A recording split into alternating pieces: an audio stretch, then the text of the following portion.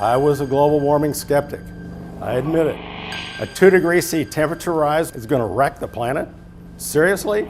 What I've found is that the public is grossly misinformed about not only the severity and the immediacy of global warming, but also the fact that we have all the technology we need right now to fix it. The global warming problem is real, imminent, and severe. If we don't tackle this thing in very short order, our grandchildren are all dead.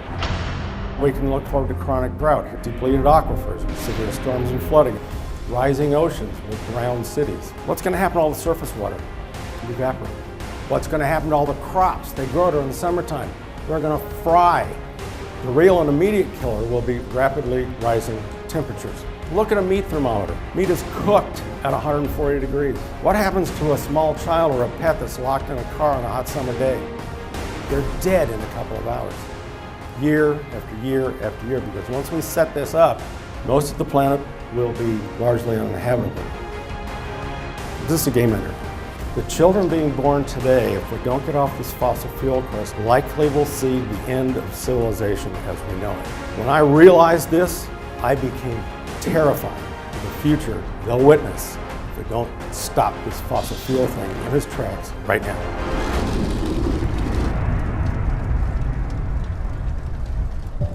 Can we really solve this, or is it hopeless? The sad thing is that had our energy technology been allowed to keep up with our communications technology over the last 60 years, there would be no global warming now. All the technologies we need to be able to convert to a fully renewable civilization already exist. All we need to do is do it. Effecting change requires action. We have to do something. It's imperative that we change our thinking. In fact, this is the single most important part of this whole thing, is how we think. Albert Einstein said, the problems that exist in the world today cannot be solved by the level of thinking that created them.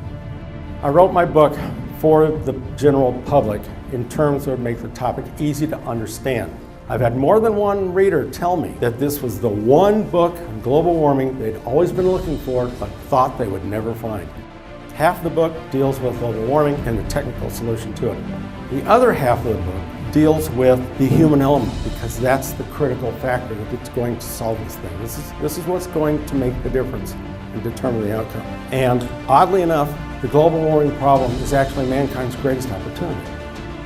If we can set aside our differences long enough to learn to cooperate with each other to solve this civilization-ending problem we've got on our hands right now, I feel we'll actually enter an entirely new era for mankind.